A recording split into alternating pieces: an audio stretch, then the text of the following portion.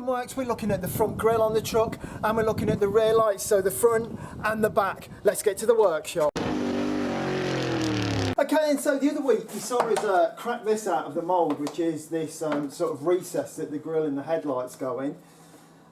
Came out pretty good. Since then what I've done, this hole where the grille should be, I've roughed up the edge, and from the back I've fiberglassed it in with just simple up the 90 degrees sort of fiberglass all the way around. In fact, you can see some fiberglass there where this is a bit gappy.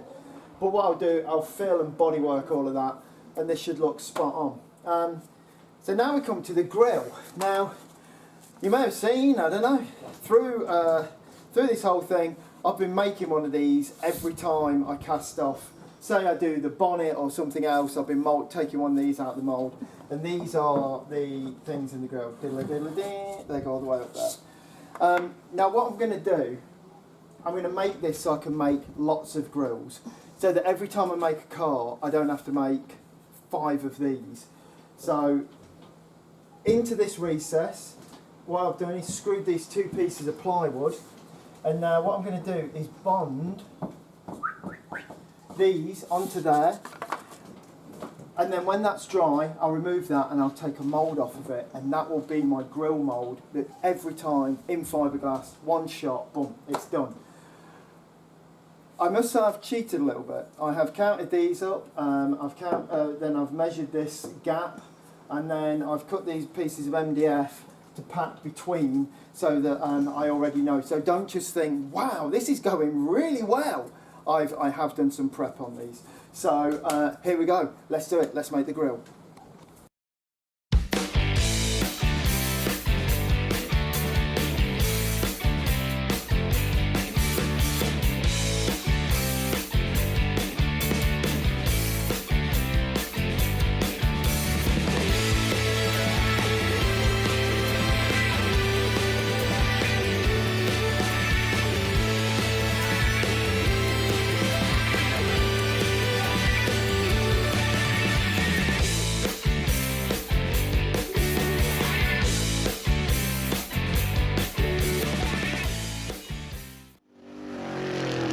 Okay then, so what we waited like all of 2 minutes or something, and the filler, just stuck it on my normal car filler, those blobs were, so it should be ready to take off.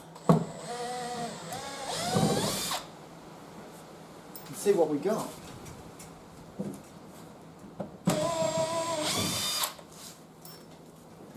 Now with this kind of thing, you know, as I always say, we're just making a mould here. This filler and how I've done this will be super fragile. You know, you couldn't make a part for a car, yeah, it should blow off when you drove down the road. But anyway, guys, it's going to come out in one piece. Yay. Okay then, so now we've got this. Look at that, it took me ages to make it. It looks like a towel rail from B&Q.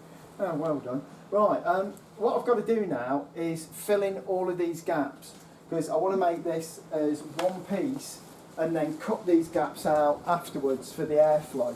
So that's what I'm going to do. I'm going to fill the back of here and make it all one piece. Right, so this is the grill. The grill that I'm super happy with. When this is within the grill aperture, you know, this really does, it looks the real deal. I've filled all these gaps in, and I'll be casting this in one piece of fiberglass. It's a really complicated sort of mould it's going to be.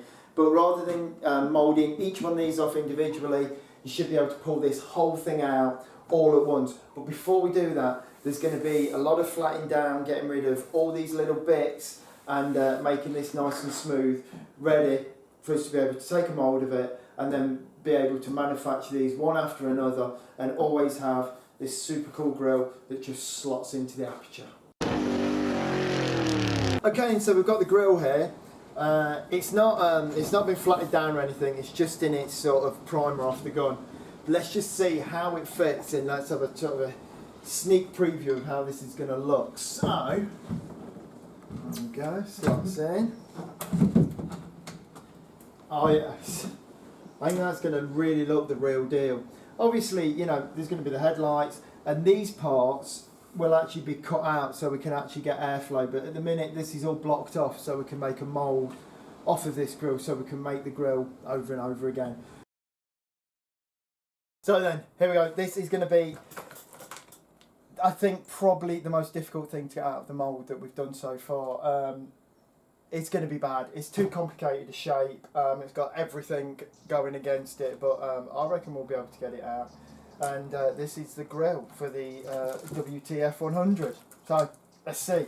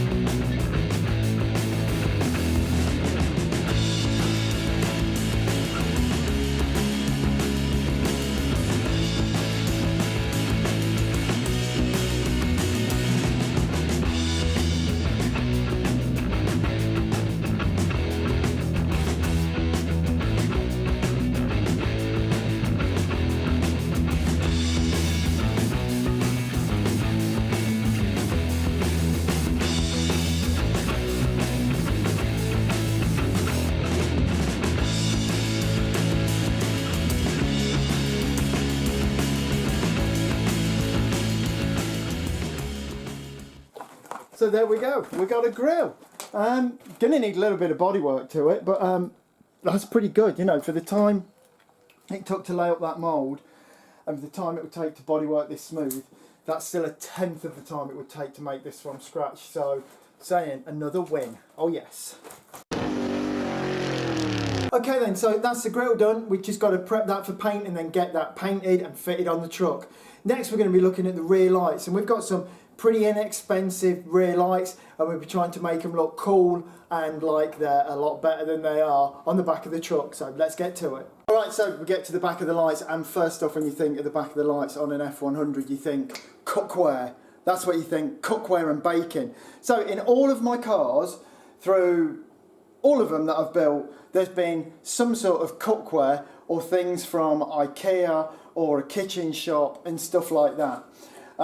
Just odd bits. So first off, on Dualatron, nothing particularly from the kitchen shop, but there was some things from IKEA from around lights that were around the rear lights, and the front grille was made from pumps on a bar. I was doing some work in a nightclub.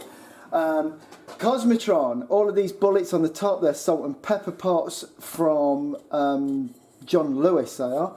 Yeah, they're from, yeah, so pepper pots, salt and pepper pots from John Lewis.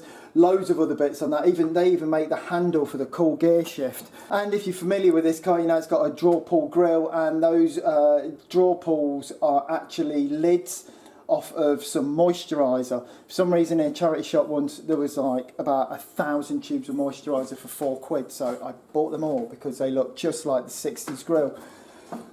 Moving on to the taxidermist. This is literally full of stuff. Wing mirrors, they're baking trays. These are like the bottom bits of plastic wine glasses to make the portholes. This bit on the thing is like, you know when you make with them donut like rum barber things, that's what that is. And these are round bowls from IKEA. And you can get a stainless steel round bowl about that big, and what you do is you just squash it and it makes this tooth shape. You know, this was a really fast and rough build. Still on the road today, still an awesome looking vehicle. You know, turns a lot of heads, but turns a lot of heads with some really simple stuff. Moving on to the rusty truck here, which I built. All of these compound curves here, these are lights from above a pool table. So, above a pool table you've got like 3 dome lights like that. You cut them in half, and then you've got 4 full compound curved corners to make your fenders out of. You don't have to go to get them from a pool table. Again, at IKEA they do a 14-inch stainless steel bowl. Cut that into 4 and you've got 4 compound curves. You know, it could take you hours on an English wheel, but you can buy them for a couple of quid. Moving on to Automatron, Best in Britain winner. So these are silver plated goblets to make the little trumpets for there. These are I don't know why. You used to be able to get like little brass sherry glasses or something. Found them in a charity shop, and then polish those up. Over this car, there's loads of other bits from, you know, 1,000,001 places. If it says hot rod on it, if it says hot rod or custom or anything like that, it's likely to be very expensive. If it says kitchenware, it's likely to be very cheap. So, what are we doing on the WTF1? Let's take a look.